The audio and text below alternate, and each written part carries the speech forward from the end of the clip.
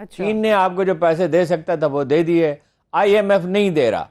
राणा सनाउल्लाह ने कह दिया कि जी हमने हर शर्त जो नहीं मानी जा सकती वो भी मान ली। योगी आदित्यनाथ जो कि उत्तर प्रदेश के चीफ मिनिस्टर हैं, उन्होंने दबे दबे अल्फाज में ये कह दिया है कि अगर आबादी बढ़ ही रही है तो इसको एक लिहाज से बैलेंस तरीके से आगे बढ़ना चाहिए। कहने का मकसद ये है कि इनडायरेक्ट वो यही बता रहे हैं कि मुसलमानों के यहाँ आबादी ज़्यादा बढ़ रही है एज़ कम्पेयर टू दूसरी जो मेजॉरिटी है हिंदू।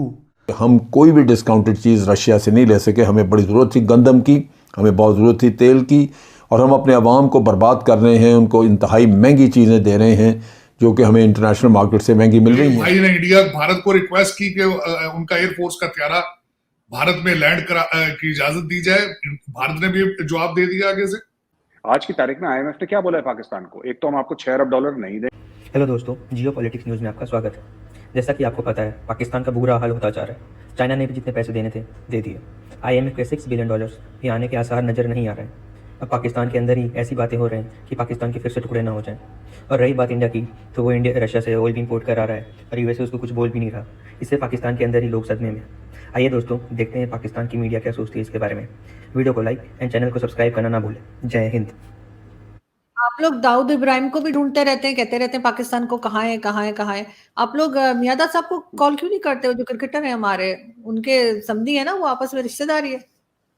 हाँ, नहीं, हमने कभी ये नहीं पूछा कि कहाँ है कहाँ है कहाँ है। हमने बोला है कि यहाँ यहाँ यहाँ है। वो क्लिफ्टन में रहता है कराची में, उसका नाम इकबाल सेठ है।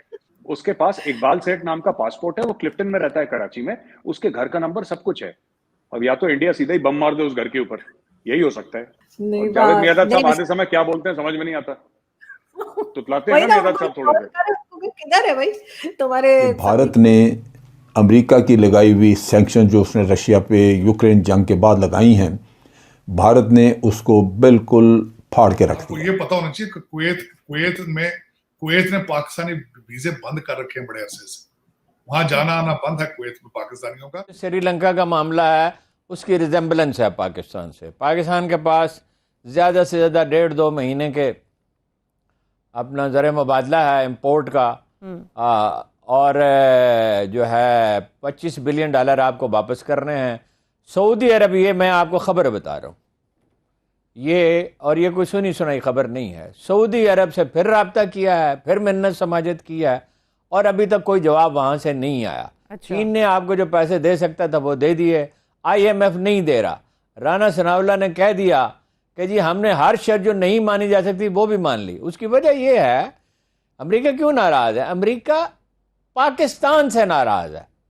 यानी ये जो तासुर ये जो दिया जाता है ना कि इमरान खान से नाराज़ है, इमरान खान से तो है नाराज़, ठीक है, लेकिन अमेरिकी हुकूमत पाकिस्तानी कौम से नाराज़ है। और वो ये इल्ज़ाम लगाते हैं कि तालिबान की इन्होंने मदद की। भाई, आपकी इतनी बड़ी फौज और इतना असला और सारी दुनिया की आपको हमायत हासिल, और कितने बेशुमार मुल्कों की फौज थी, अगर आप नहीं लड़ सके तो हम आपको जीत के देते। यानी तो मैं आजकल श्रीलंका को बड़ा क्लोजली वॉच कर रहा हूं। मैं थोड़ा सा बताना चाहूंगा कि ये नौज बिल्ला, अगर आपने इसको अच्छे तरीके से हैंडल ना किया तो आप श्रीलंका बड़ी जल्दी बनने वाले हैं। देखें, इस वक्त अगर देखा जाए, जो मैं श्रीलंका के साथ इनका मुमासलत या सिमिलैरिटीज ये है कि वहां पे भी मौरूसी सियासत है। और उनकी सिमिलैरिटी बनती है, श्रीलंका में पहले बंद्रा नायके फैमिली थी, वहां पे उनके एयरपोर्ट का नाम भी बंद्रा नायके एयरपोर्ट है, जिस तरह बेनजीर एयरपोर्ट है। और उसके बाद ये राजापक्षा फैमिली आई है, तो इनके अंदर भी यही 6 मिनिस्टर थे एक ही खानदान से। हमारे भी हालात यही हैं। जो मुमासलत उनमें दूसरी सिमिलैरिटीज हैं, चाइना से कर्जे हैं, करप्शन है, सिमिलैरिटीज इनकी और श्रीलंका की। और उसके बाद ये है कि आज जो एक चीज जो नहीं होगी, जो मैं समझता हूं आज श्रीलंका में मैं देख रहा था कि उन्होंने राजपक्षा दोनों जो है उनको मुल्क से भागने से रोक लिया है। उनको वो एक भाई दुबई भागना चाह रहा था तो वो भी रोक लिया गया। एक भाई ने भारत को रिक्वेस्ट की कि उनका एयरफोर्स का त्यारा भारत में लैंड की इजाजत दी जाए। भारत ने भी जवाब दे दिया आगे से। और उसके बाद एक भाई जो फाइनेंस मिनिस्टर था, उसके पास अमेरिकन सिटीजनशिप है, और एक भाई ने अमेरिकन एम्बेसी को रिक्वेस्ट की तो उसको भी नहीं रिक्वेस्ट उनकी ऑनर की गई एयरपोर्टों से। लेकिन हमारी जो है वो सूरत हाल नहीं है। हमारे जो एयरपोर्टों पे पैसे भी चल जाते हैं, काले भी आ जाती हैं, हमारे भागने वाले बड़ी आसानी से भाग जाते हैं। सर अगर हम ये देखें कि जो जिस तरह से महंगाई यहाँ पर पाकिस्तान में बहुत ज्यादा हो गई है, आम आदमी बहुत परेशान है, उसमें एक रीजन ये भी दिया जा रहा है कि जी रशिया यूक्रेन की वॉर की वजह से पूरी दुनिया में ही ऐसा हो रहा है, तो क्या इस बात को मान लिया जाए कि आप समझ रहे हैं कि लोग जो है वो आगे जाके कुछ कंट्रोल कर पाएगी गवर्नमेंट इन सब चीजों के प्राइसेस को? इन चीजों की सफाइयां पेश करने वालों को पहले ये बताना चाहिए, जिन मुल्कों के साथ अपने आप को जोड़ते हो उनकी पर कैपिटा इनकम कुछ और है। यहाँ अमेरिका के अंदर आज महंगाई अगर बढ़ गई है तो घरों में चेक आ रहे हैं आज भी कि लोगों ने सरवाइव करना है, लोगों को घर बिठा के खिला रहे हैं आज भी। भारत के साथ कंपैरिजन अपने पर कैपिटा इनकम देख लो, उनका $79 का है, आपका 279 को होने को फिर रहा है। कुछ शर्म ही नहीं आती लोगों को कंपैरिजन करते हुए। बांग्लादेश के टके के साथ जोड़ दो, अब तो अफगानी भी करेंसी आपके सब ऊपर चली गई। बिल्कुल सर, क्योंकि अभी तो खैर आईएमएफ ने भी नहीं दिए पैसे और साथ साथ एफएटीएफ वाले भी कह रहे हैं कि जी हम अक्टूबर में आएंगे और देखेंगे कि क्या है। तो ये दोनों क्या आपस में कनेक्टेड है, एफएटीएफ और आईएमएफ, क्योंकि उन्होंने पैसे रोक दिए हैं और इन्होंने जो ग्रे लिस्ट से बाहर नहीं निकाला है? देखिए ये आईएमएफ और एफटीएफ वाले ज़ाहिर अल्टीमेटली आईएमएफ का तो मुझे पता है कि अमेरिकन इन्फ्लुएंस और अमेरिकन फंडेड ऑर्गेनाइजेशन है, और जब आपके मुल्क का एक साबिक वज़ीर आज़म सुबह शाम अमेरिका के खिलाफ हालते जंग में कहेगा निकलो बाहर जंग करें, और सुबह शाम कहेगा कि पाकिस्तान बनाने की जरूरत क्या थी, अमेरिका के अगर अमेरिका की गुलामी करनी, तो आपका क्या ख्याल है वो आपको प्लेट में रख के डॉलर दे देंगे? आपको खुद भी तो सोचना चाहिए ना। आपकी डायरेक्शन सारी तो अफगानिस्तान की, आप पाकिस्तान में मजहबी रेवोल्यूशन लाने के चक्कर में फिर रहे हैं मजहबी पार्टियों के साथ। आपने नई टीएलपी बना दी है, बिल्कुल ये टीएलपी 2 बन चुकी है इस वक्त। पीटीआई इसको कौन कहता है?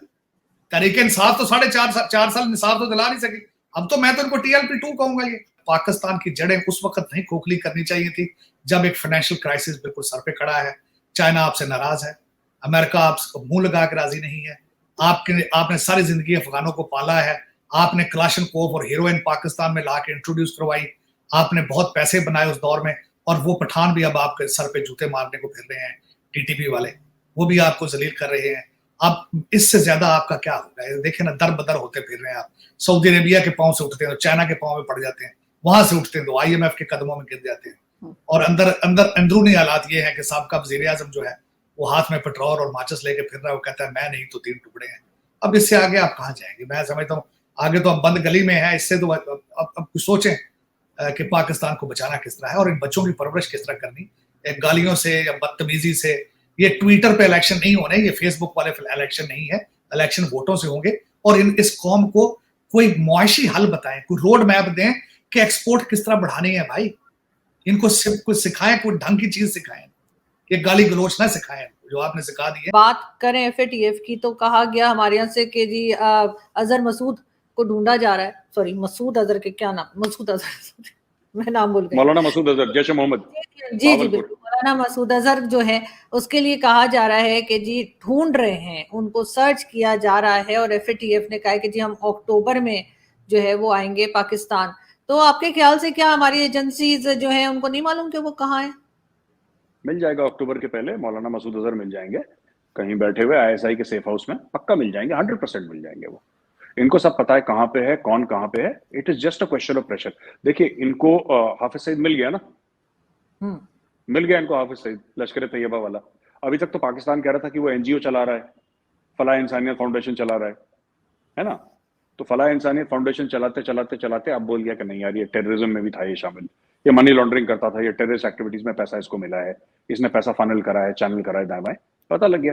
अब वो जैसे जैसे स्क्रू घूमेगा इनको सारे मिल जाएंगे, क्योंकि उसके बिना मैं आपको बताता हूँ आरजू जी, ऐसा है जो पाकिस्तान जिस हालात से गुजर रहा है, मैं आपको बता दूं, ऑन रिकॉर्ड बता रहा हूं मैं आपको आपकी शो में, इसमें इंडिया का बहुत बड़ा हाथ है और इंडिया नहीं छोड़ेगा जब तक ये पूरा। आपके यहाँ लोग आते हैं जो टोटका करते हैं, झाड़ फूंक करते हैं ना, भारत की तरफ से झाड़ फूंक चल रही है अभी। आप एफएटीएफ की बात कर लीजिए, what is IMF? IMF is the United states of America. बिल्कुल, आपने नाम बदल दिया तो उससे क्या फर्क पड़ता है? आईएमएफ, वर्ल्ड बैंक क्या है ये? आज की तारीख में आईएमएफ ने क्या बोला है पाकिस्तान को? एक तो हम आपको $6 अरब नहीं देंगे, पहली चीज, और दूसरी चीज अगर आपने चाइना से पैसे लिए तो फिर तो हम आपको बिल्कुल नहीं देंगे। तो अगर पाकिस्तान चाहता है कि सब कुछ ठीक ठाक हो जाए तो फिर ये अपनी पॉलिसी, आप कश्मीर को सपोर्ट करिए, पूरा हक है आपका, आप अपनी आवाज उठाइए, लेकिन टेररिज्म बंद करिए।